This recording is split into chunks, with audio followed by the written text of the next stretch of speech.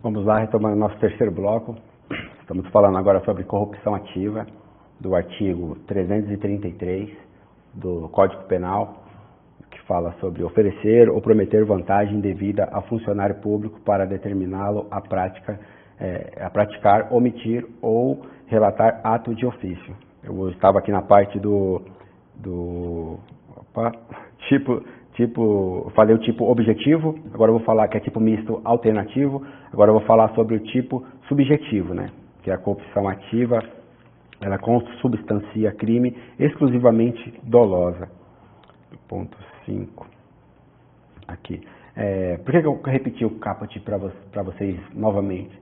Pela importância de nós decorarmos o caput da lei, né? Inúmeras provas vem cobrando isso, principalmente em provas de primeira fase, né? Que cobra-se a própria letra da lei seca mesmo, né? Temos que ficar decorando ela. E é de extrema importância também para você saber o caput da lei, ser memorizado. Se você conseguir memorizar o caput da lei, principalmente de corrupção ativa, né? Uma coisa que é tão comentada, tão falada, né? Toda hora ocorre isso, até mesmo através das redes sociais nós vemos inúmeros atos acontecendo em relação a isso. Assistimos jornal, é uma coisa que está no nosso dia a dia, né? Até mesmo o não jurista, né? Quem cursa outros cursos sempre comenta sobre esse assunto. E nós, principalmente da área criminal, que devemos saber bastante sobre esse assunto, né? Pelo menos com um pouquinho mais de profundidade do que o senso comum em relação a esses assuntos que eu estou falando nesta aula, certo? Falei sobre o tipo objetivo, que é tipo misto alternativo, e agora tipo subjetivo. A gente lê, a gente aprende, né? A gente lê o caput lá do artigo. Poxa, já li o artigo 333, agora vou para o artigo 334, a gente acaba lendo assim no nosso vade-mecum, na nossa lei, acaba sendo passado assim, sem um grande aprofundamento, né? Também que temos essa oportunidade agora de estarmos nos aprofundando de cada ponto específico, né? De valor protegido, objetividade jurídica, sujeito ativo, sujeito passivo.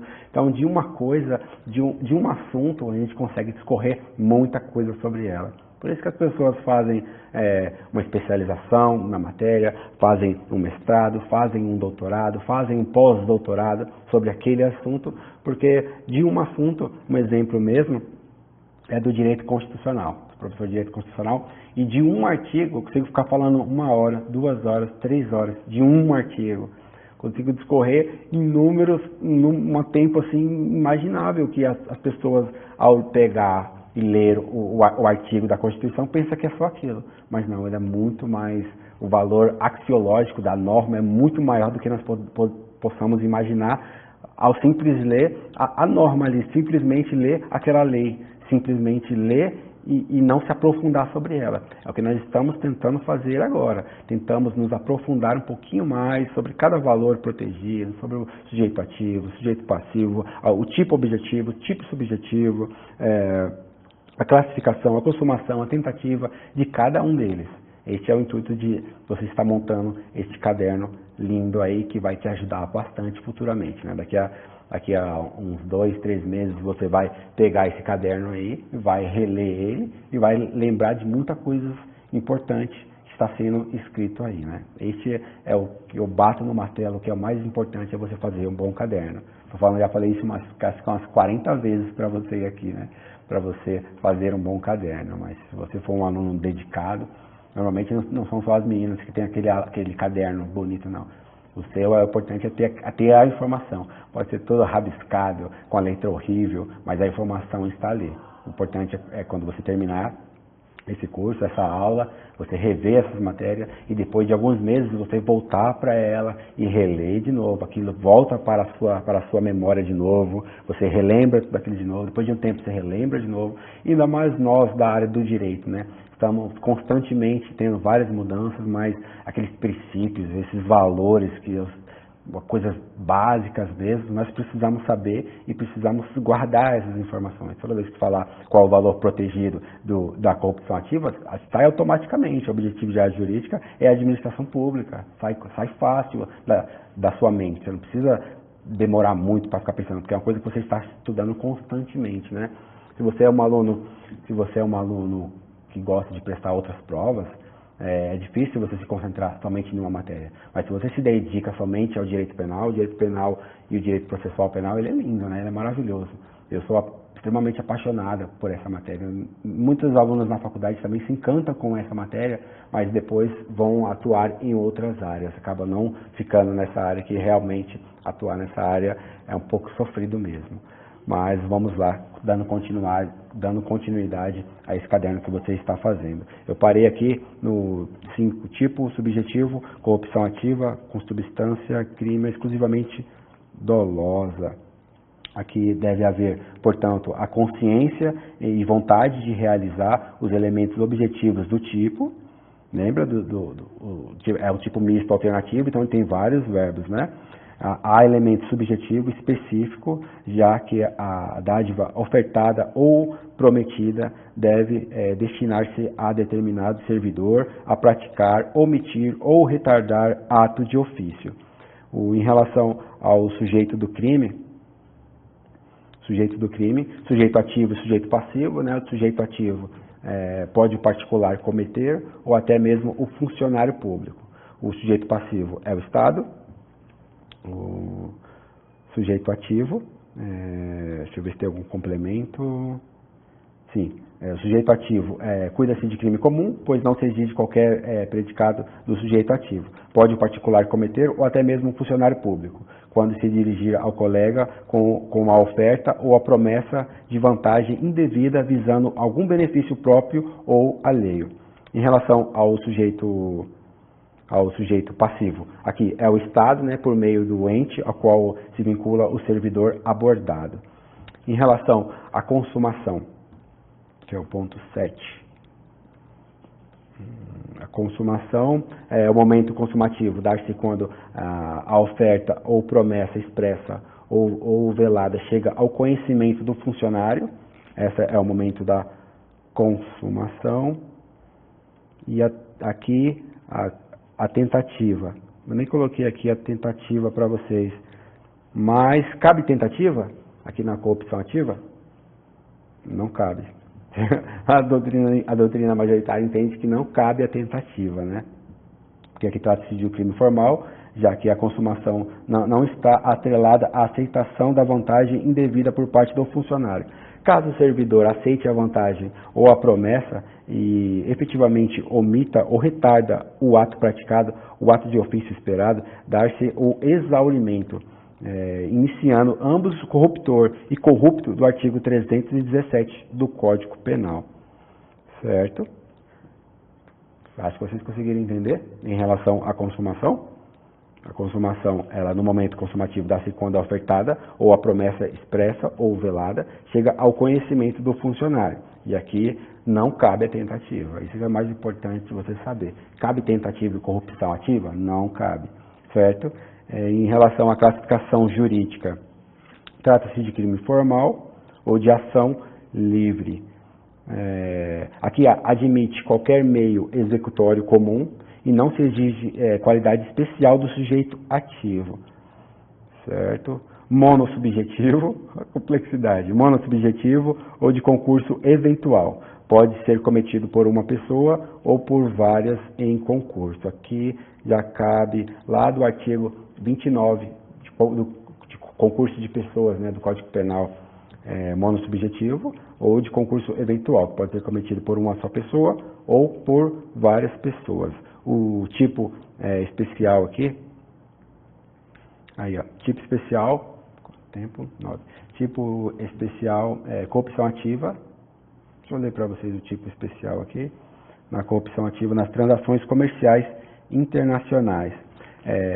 O fato encontra-se descrito no artigo 337b, que eu falei para vocês lerem, das transações comerciais internacionais. O fato encontra-se no 337b, da seguinte maneira: prometer, oferecer ou dar direta ou indireta vantagem indevida a funcionário público estrangeiro ou a terceira pessoa para determiná-lo a praticar, omitir ou retardar ato de ofício relacionado à transação comercial internacional. A pena de reclusão de 1 a 8 anos e multa. A pena que é aumentada de 1/3, quando em razão da vantagem ou promessa ao funcionário público estrangeiro, retarda ou omite ato de ofício ou a praticar infringindo dever funcional. Certo? Espero que vocês leiam esse artigo, né? Esse artigo aqui parece bastante... essa parte da matéria aqui parece bastante com o direito eleitoral, né? Eu, quando estou lá ministrando nas aulas de direito eleitoral, eu fico horas e horas e horas lendo somente com os alunos a própria lei seca mesmo. O direito eleitoral, ele é assim. Eu entendo que muitos alunos não gostam de ficar somente lendo a lei, né? Como aluno também, eu entendo que não é legal, na faculdade também não gostava, na especialização também não gostava, mas é que nem eu sempre falei, que nem eu falei para vocês no começo dessa aula, né? Eu sou um professor, aqui vocês têm aula com juízes, tem aula com grandes advogados, tem aula com promotores, então vocês conseguem ter essa relação de cada um tem a sua visão, né? Cada um vem aqui e ministra a matéria com a sua visão. E a minha matéria, sempre quando eu leciono, é sempre com essa viés de prova, né? Sempre essa viés de concurso público. Além de advogar especialista, a minha que eu mais me dedico é a concurso público. Então, eu tento transmitir para os meus alunos sempre isso, em concurso público. Eu quero ver os meus alunos alcançarem os melhores postos, os melhores cargos. É isso que eu espero para você, né? Depois a gente pode conversar sobre isso também. Vou passar as minhas redes sociais. Se você quiser também falar comigo lá através das redes sociais, no final eu vou passar para vocês. Aqui nós estamos na corrupção ativa nas transações comerciais, certo? E temos também a corrupção ativa praticada por militares. Aí, a corrupção ativa praticada, corrupção ativa de testemunhas, perito tradutor. Aí, volta uma. Aí, corrupção ativa nas transações comerciais. Vamos lá. Agora, essa, corrupção ativa de testemunho, perito, tradutor ou intérprete judicial. Certo? Aqui, aplica-se, nesse caso, no artigo 343, eu peço que você leia ele também. Todos esses artigos é de extrema importância. Quando eu falar um artigo, aqui nessa aula não tem muita súmula, não tem resolução, não tem nada, mas tem bastante artigo. Esse artigo é de extrema importância você ler ele. Mesmo que você seja um aluno, não, eu quero estar assistindo essa aula aqui só para me adquirir um pouquinho mais de conhecimento, não quero tanto aprofundamento assim nessa matéria. Para mim não é interessante eu me aprofundar tanto, mas pelo menos a lei seca eu recomendo que você leia, né? E todos esses artigos que eu vou falando para você lê.